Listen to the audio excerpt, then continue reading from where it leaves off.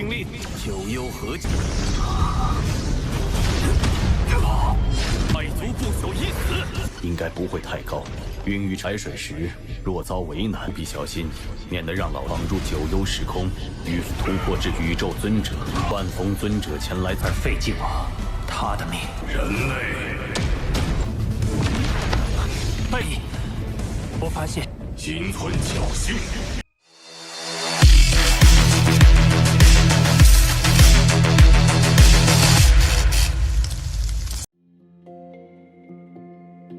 Halo semuanya, selamat datang di Ruang Sinema. Bagaimana kabar kalian semua? Semoga selalu sehat dan baik-baik saja.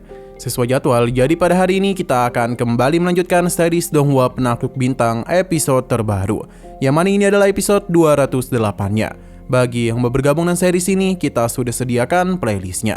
Jadi kalian bisa mudah mencari di mana episode awal dari series ini. Sebelum kita mulai episode terbarunya, kita akan melihat dulu apa saja yang terjadi pada episode sebelumnya. Di saat Lo Feng tengah sibuk mengambil DNA dari pohon abadi, dirinya malah kedatangan tamu, yang tidak bukan adalah sosok Fei Jiwang. Pertarungan langsung saja terjadi di antara mereka. Karena bagaimanapun, Fei Jiwang itu sangat ingin mendapatkan harta yang Lo Feng miliki. Jadi, apapun akan dia lakukan. Bagi Lo Feng, Fei Jiwang itu merupakan lawan yang cukup kuat, jadi ia tidak bisa bertarung dengannya dalam waktu yang cukup lama. Daripada mengganggu rencananya, Lo Feng memilih untuk masuk lebih dalam ke lautan Nether, sebuah tempat yang sangat berbahaya. Di saat mereka kejar-kejaran, di dalam lautan itu muncullah sosok yang sangat mengerikan. Ia telah memisahkan mereka berdua. Fei Jiwang pergi, sedangkan Lo Feng masuk lebih dalam hingga mencapai sebuah tempat yang dihuni oleh makhluk yang sama dengan sosok sebelumnya. Karena kehadirannya sudah diketahui, jadi Lo Feng memilih bersembunyi sambil fokus kepada tubuh klon Mosanya. Sampai akhirnya dia pun berhasil mendapatkan DNA dari pohon abadi. Tapi yang menjadi masalah besar di sini, Lo Feng telah dikepung dari berbagai sisi. Sekarang kita akan melanjutkan episode terbarunya. Masih di dunia Jiao, terlihat kalau penghuni dari tempat ini masih terus melakukan pencarian terhadap Lo Feng yang tengah bersembunyi. Sejauh ini posisinya memang aman, tapi tentu Lo Feng tidak bisa terus bersembunyi. Babata seketika saja panik karena bisa merasakan adanya 3.050.000 penguasa dunia yang berada di tempat itu. Jumlahnya teruslah bertambah seiring berjalannya waktu. Kita pun diberitahu kalau kekuatan ilahi dari orang-orang ini bersumber dari kekuatan 9 dunia bawah. Jadi keberadaan sekitar dapat dirasakan dengan mudah. Dengan banyaknya pasukan kemari, maka tidak akan ada kesempatan bagi Lo Feng melarikan diri. Sosok ini memberitahu kalau pengepungan 9 lapis telah diterapkan. Jadi mereka akan mulai melakukan penyaringan, dengan kata lain pencarian kepada Lo Feng akan dilakukan. Sepertinya inilah pencarian besar-besaran yang pertama kali Lo Feng alami. Dirinya sudah tahu kalau posisinya dikepung, jadi sebelum terlambat Lo Feng mencari jalan keluar. Tapi ini tidak semudah yang dia kira. Pasalnya kemanapun Lo Feng pergi, pasti ia bisa bertemu dengan penghuni dari tempat ini. Sampai akhirnya salah satu dari mereka menemukannya dan memberikan sinyal di mana Lo Feng berada. Kini Lo Feng sudah terpojok karena ada 800 makhluk abadi yang telah mengepungnya. Mereka mulai melakukan sesuatu di mana itu adalah sebuah serangan yang mereka siapkan untuk bisa menghabisinya. Karena serangan itu cepat, jadi Lo Feng tak bisa menghindarinya.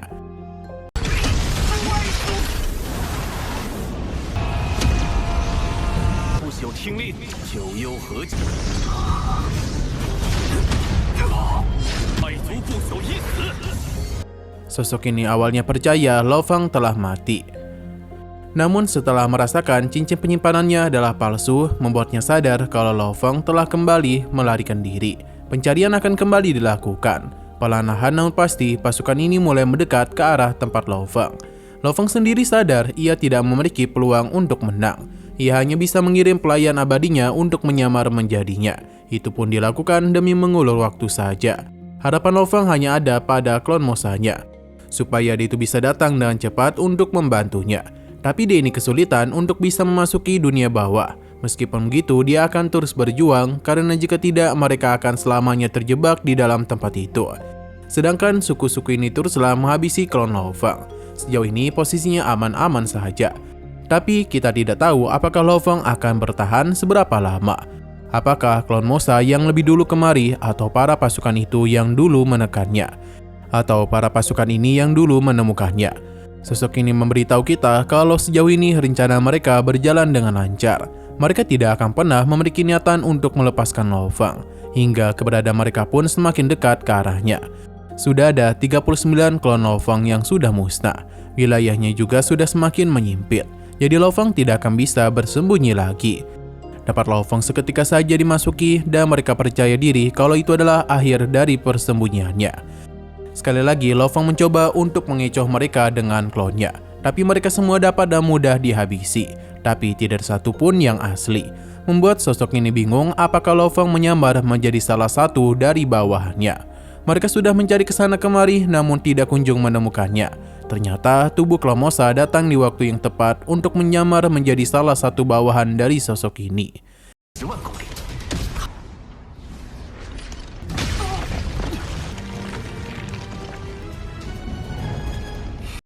Sementara di dalam lautan kesadaran Lo Fang, bahan dari pohon abadi langsung digunakan untuk membentuk klon ketiga.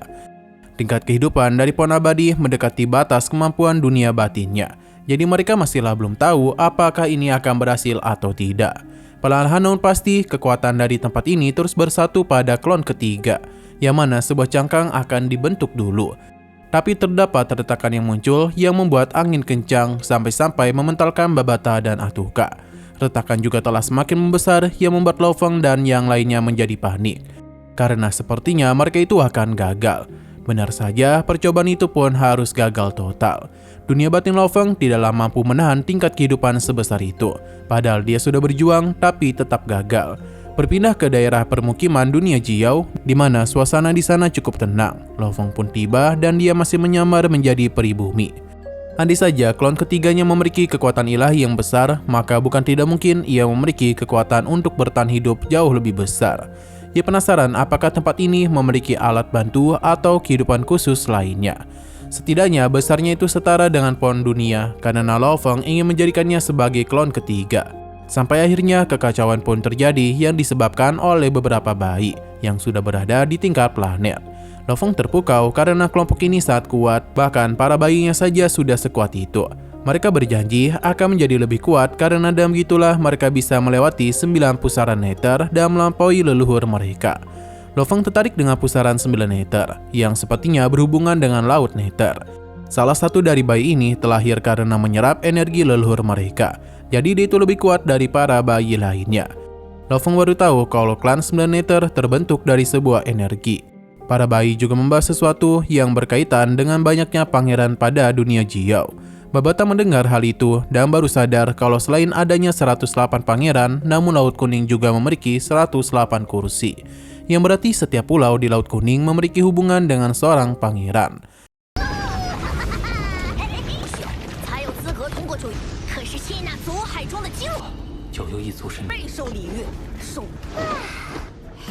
Karena Lo Fang bingung, ia pun meminta penjelasan kepada penguasa kota, yang ternyata Huang He adalah pangeran 9 nether dan sekaligus penguasa dari dunia bawah. Alasan mengapa penguasa 9 dunia bawah dapat disandingkan dengan tuan penguasa kota kekacauan karena dia bisa muncul kembali setelah dihabisi. Dengan kata lain, tubuhnya itu kekal. Sosok seperti Sirius yang merupakan penguasa dari kelompok serigala melakukan perburuan kepada Huang Hai. Klan iblis bergabung demi bisa menghabisinya, sampai akhirnya dia pergi ke 9 laut nether. Sosok itu melarikan diri ke sana dan membuat kekuatan ilahinya yang tidak terbatas dari seluruh samudera meledak menjadi kobaran api. Penguasa Changyang telah meninggoy, sedangkan Sirius berhasil melarikan diri berkat harta karun miliknya, yakni Istana Sirius. Hanya saja pertempuran yang terjadi membuat semua orang menyadari kalau penguasa 9 dunia bawah adalah penguasa laut 9 dunia bawah. Setelah dia mati, sosok baru juga akan terlahir di 9 laut nether, karena dia adalah sumber energi dari laut itu, yang tidak akan ada habis-habisnya. Lo Fang tidak menduga samudera ilahi yang memiliki luas tahunan cahaya memiliki kekuatan sebesar itu. Ia penasaran siapa di alam semesta ini yang bisa menyaingi kekuatan ilahi sebesar ini. Penguasa kota baru tahu kalau Lo Fang berada di 9 alam bawah. Di sana ada 108 pangeran yang menjadi penguasa dunia bawah. Ia memiliki niatan untuk membuat klon ketiganya menjadi pangeran dari dunia bawah. Tuan penguasa kota mengingatkan adanya 108 bentuk yang hidup, jadi tingkat genetiknya tidak terlalu tinggi. Dengan begitu, peluang keberhasilannya jauh lebih tinggi daripada sebelumnya. Tapi penguasa 9 dunia bawah memiliki emosi yang gampang terpancing. Jadi jika dia tahu Lo Feng mengambil air lautnya, sosok itu pasti akan marah besar. Tapi Tuan Penguasa Kota Kekacauan akan datang untuk melindungi muridnya. Ia meminta Lo Feng berhati-hati agar tidak membuatnya khawatir. Tanpa Lo Feng ketahui, ternyata Turian tengah bertarung dengan Fei Jiwang. Setelah tahu kalau dia itu membuat Lo Feng terjebak dalam lautan nether. Dengan ranah Turian sekarang, Fei Jiwang bukanlah apa-apa dan dapat dia habisi dengan mudah. Namun Yang Mulia Wang Feng telah ikut campur, karena jika tidak, Fei Jiwang itu pasti sudah mati sejak tadi, karena dibuat babak belur oleh Turian. Lo Feng berjanji cepat atau lambat dia akan mengambil nyawa Fei Jiwang. 应该不会太高。孕育柴水时，若遭为难，务必小心，免得让老绑住九幽时空，与突破至宇宙尊者、万峰尊者前来再废弃我，他的命。 Setelah semua itu, Lo Feng pun mulai melakukan perjalanan di mana dia melihat para sosok lainnya tengah beribadah. Tapi Lo Feng tetap melakukan perjalanan. Di saat dirinya sudah semakin jauh, ia pun menggunakan kekuatan baru dari klon Mosanya, di mana Lo Feng bisa melakukan pergerakan dengan sangat cepat. Dia sadar kalau orang-orang itu pasti tengah menyembah sosok pangeran yang belum memiliki anak. Jadi lautan kuning di sini sangat cocok untuk ia membuat klon. Tapi ada salah satu pribumi yang mengejutkannya. Lo Feng pun balasan dia hendak menikmati laut kuning yang indah dan sosok itu memintanya untuk berhati-hati. Pasalnya, air laut itu dilarang disentuh. Babata berharap kalau penguasa 9 dunia bawah tidak marah jika sedikit air laut itu diserap oleh mereka. Demi klon ketiganya, Lo Feng akan mengambil risiko besar itu. Sambil menggunakan kekuatan dari klon Mosa, Lo Feng mulai menyerap laut itu dan mengirimnya kepada Babata. Ternyata itu bukanlah air, melainkan sebuah darah. Meskipun Lo Feng menggunakan kekuatan klon Mosa, tapi sosok di sana menyadari kehadirannya dan langsung menarik Lo Feng kembali. Ia juga tahu kalau Lo Feng adalah manusia. Alhasil dia pun kembali ke titik sebelumnya. Kini Lo Feng tengah dalam bahaya besar karena bagaimanapun dia bertemu dengan sosok dari penguasa 9 dunia bawah.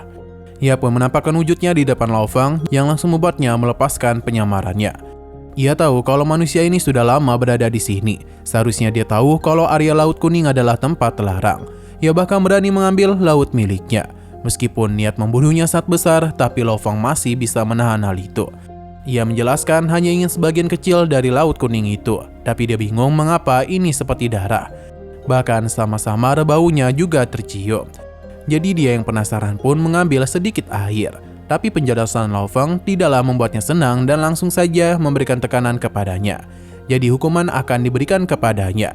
Alhasil Lo Feng akan menggunakan identitasnya, tapi sebelum itu Tuan Penguasa 9 dunia bawah memberitahu kalau dia tidak akan menghabisi Lo Feng selama dia ini mau menjadi pelindung dari garis keturunan 9 dunia bawahnya. Tapi jika Lo Feng menolak, maka hukuman mati akan dia berikan. Babata merasa hal itu bisa Lo Feng ambil. Tuan Penguasa masihlah terus menunggu keputusannya sampai akhirnya Lo Feng setuju. Sebuah token pun dia berikan, di mana itu dia gunakan untuk bisa menghubungi sekte dewa leluhur. Lo Feng pun dirinya biarkan pergi karena sudah setuju. Tuan Penguasa yakin kalau orang-orang di sana pasti terkejut setelah tahu kalau murid yang mereka terima memiliki garis darahnya.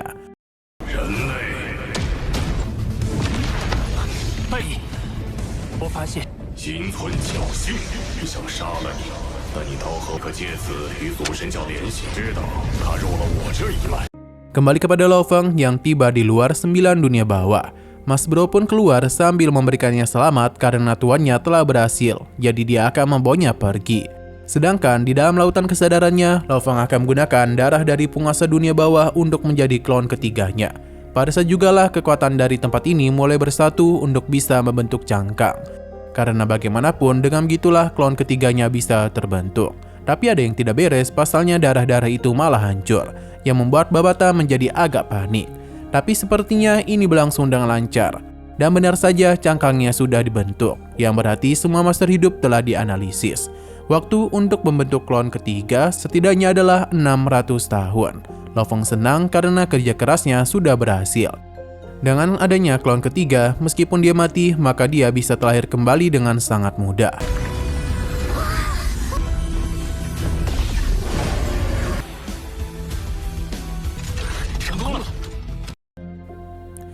Nah, sayang sekali lagi seru-serunya, episodenya pun harus bersambung dulu. Namun sebelum kita akhiri, seperti biasa kita akan melihat preview bagian selanjutnya. Di sini terlihat Lo Fang merasakan adanya harta karun yang memiliki nilai setara dengan harta paling berharga.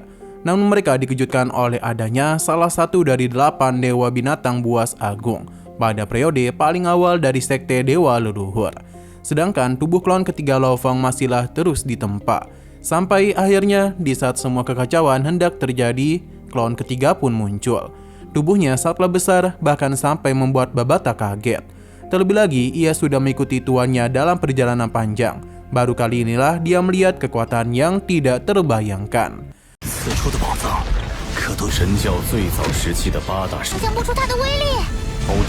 Oke, sekian dulu pada video kali ini. Untuk video selanjutnya akan segera hadir. Jadi bagi kalian yang ingin mengikuti series ini, langsung saja klik subscribe dan aktifkan loncengnya. Terima kasih yang sudah menonton video sampai habis. Jika kalian suka pada video ini, klik like dan share ke teman-teman kalian tentang channel ini. Dan ditunggu aja kelanjutannya. Oke, sampai jumpa di video selanjutnya.